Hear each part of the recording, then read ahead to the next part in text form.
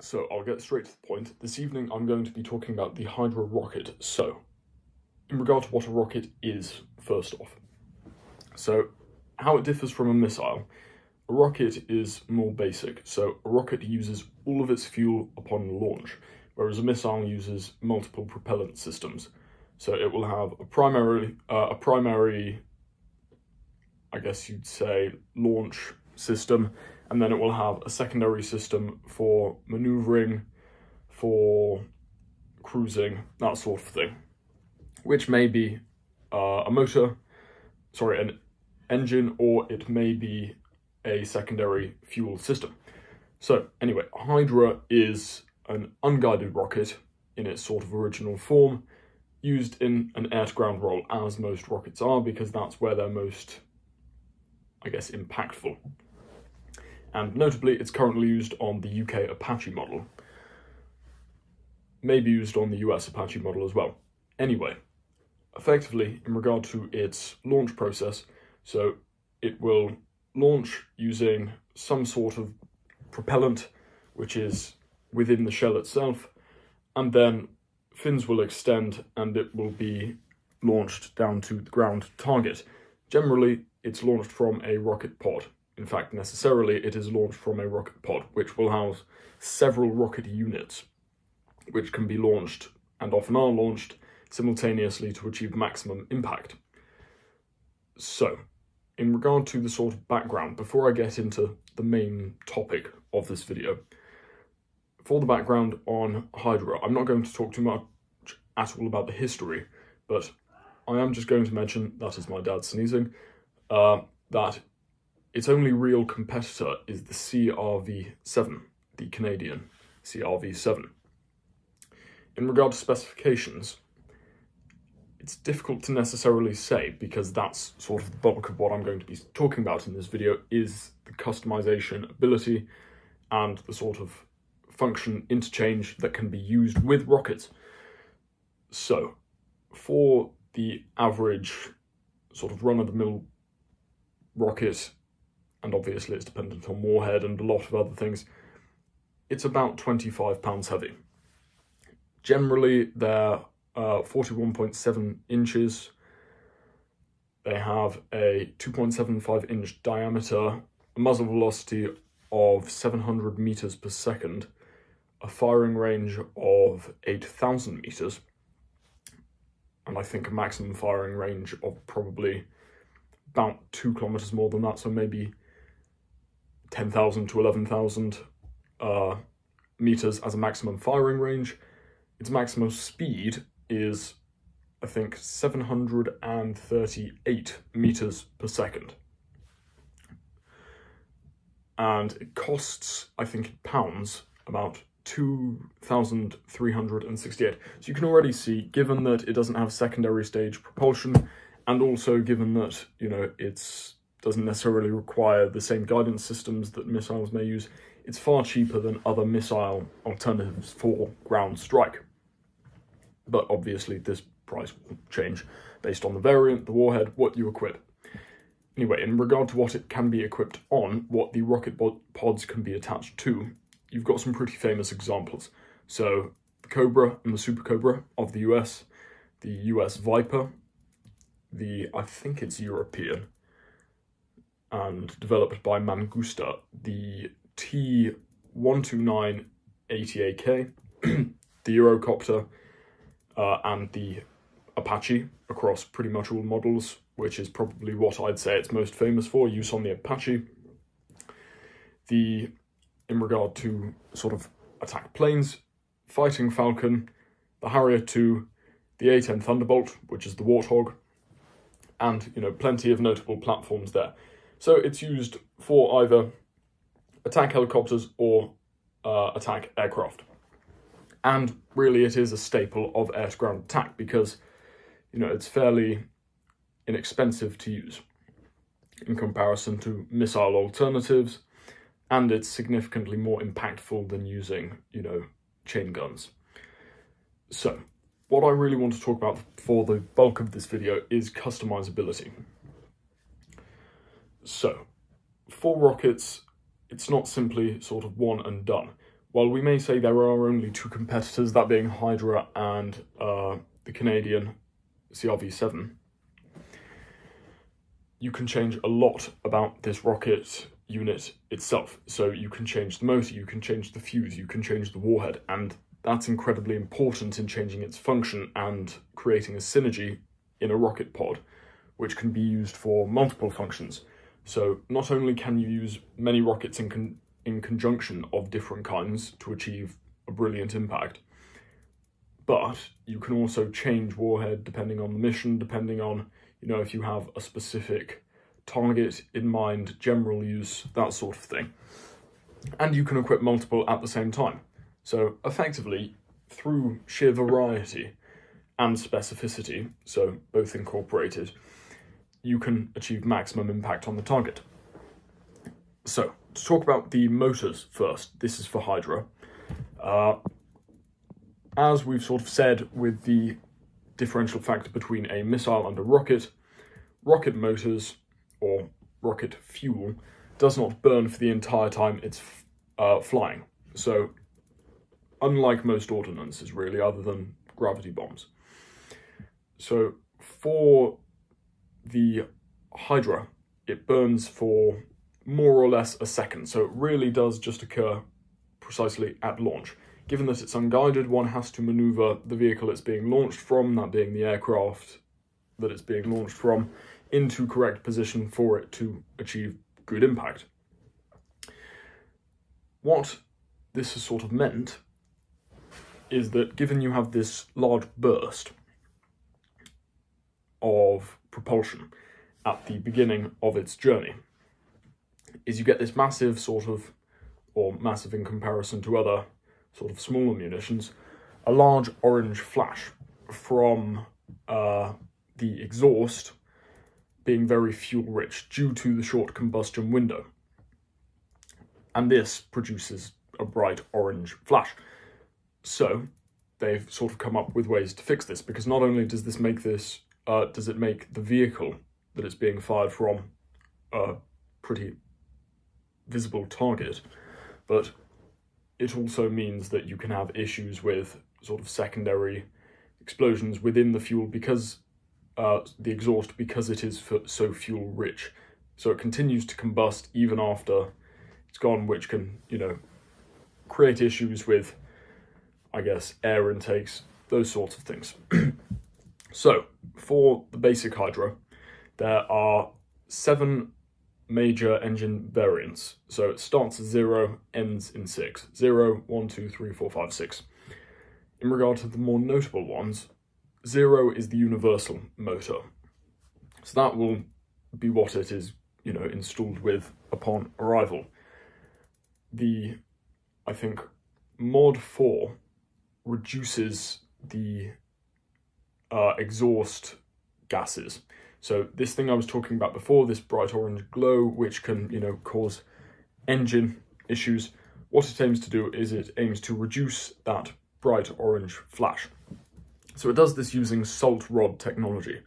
So given the rocket motors don't burn for the entire time, they burn for only about a second, this short combustion window produces the bright orange visible flame. So you get this potassium sulfate rod, which effectively, I guess you'd say, inhibits this secondary combustion within the exhaust cloud, this exhaust plume. And I think generally it does that via, as propulsion is actually occurring, the combustion erodes, I don't know if erodes is the right word, but removes a binder which houses this potassium sulfate rod. In any case, you sort of see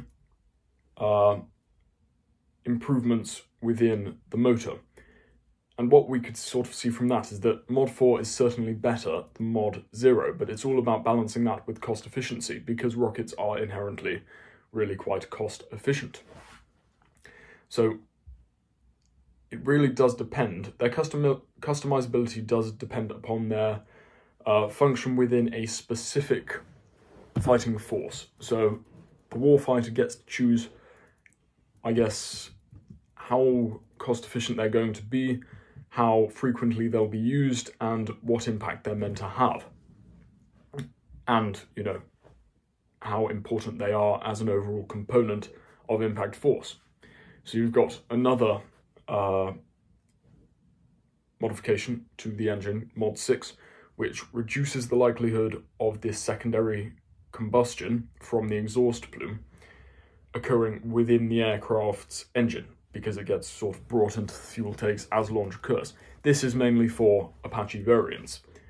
So these different variants for the engine serve various different roles, but it's not necessarily about better or worse, it's about the optimization of cost efficiency with sort of one's desired safety margins, because wherever there are ordinances, there is going to be, to an extent, the risk of danger.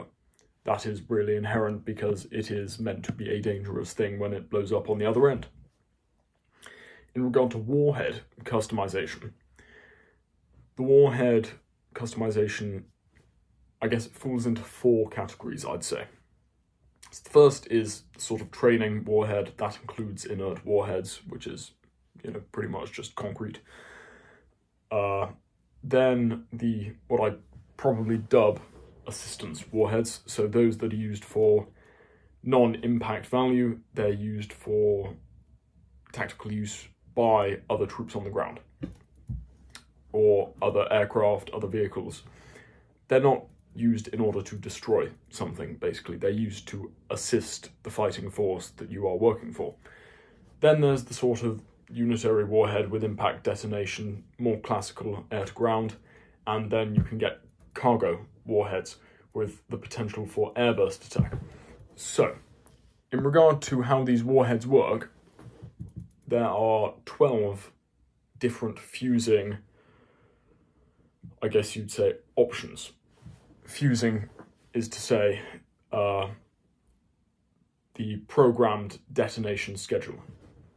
So these different detonation schedules allow various penetrative or non-penetrative capabilities. So that are listed, there are 19 warhead variants. So again, if you're considering that there are 6 engine, not engine, but I guess you'd say motor modifications and 19 warhead variants, each with 12 fusing options. Obviously, they're not all compatible, but it gives a massive range of customizability. So, I think beyond that which is produced by other firms for, I guess, adaptability, turning it into guided munitions, increasing warhead capacity, that sort of thing, increasing length. Generally, this is specifically for the unguided rocket. So within the unguided rocket itself, you've got 19 different warhead variants, each with various compatibilities, with 12 fuse variants, and then 6 engine mods. So I think the emphasis really is placed upon the optimization of cost efficiency along with danger, basically. Safety margin. So, in regard to the sort of notable ones I picked out for warhead varietals, you've got 3 white phosphorus warheads, 2 red phosphorus warheads, 3 sort of classical high explosive warheads. 1 is meant for a more anti-tank role, sort of dual function warhead. Then there are assistance warheads, various practice munitions like smoke, and sort of, I guess, more accurate inert warheads that aren't simply concrete. And then there's assistance warheads like infrared, non-infrared parachute illumination. And then you've got sort of other air-to-ground capabilities, specific penetrator warheads designed to sort of really dig deep into the target. And obviously they'll have delayed fuse, variable delayed fuse, I would assume. And what I thought was quite cool, a grade submunition warhead. So the rest of the warheads are either APERS or sort of general use warheads beyond the high explosive. I guess you'd say these are more classical. These warheads are literally just pure flechette and grain use. So for those who don't know, flechettes are sort of longer. Flechettes and grains are the parts of the munition which actually explode outwards and are meant to cause the most impact. So generally they're made of tungsten carbide, and a grain is sort of, if you imagine it like a shotgun pellet, and a flechette is like sort of a pole. Generally they were, I think, used first in World War I. You would literally drop arrows out of the sky. Anyway, you've got balls, these grains, and flechettes, which are longer, sort of penetrative spikes.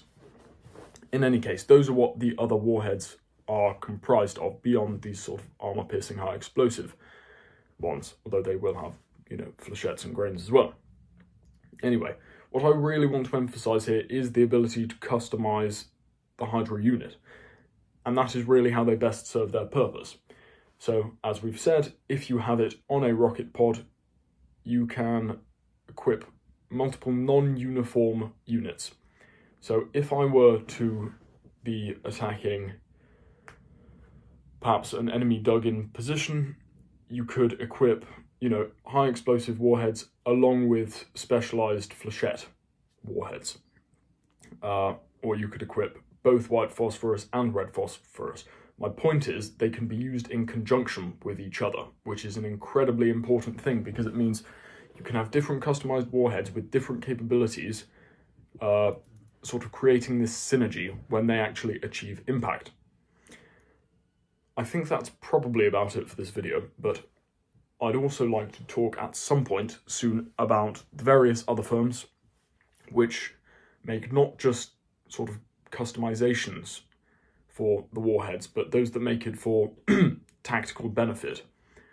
So stuff that allows it to be more precision guided, stuff that allows it to improve accuracy generally, stuff that gives it capabilities beyond what it already has, beyond the sort of machine manufactured options.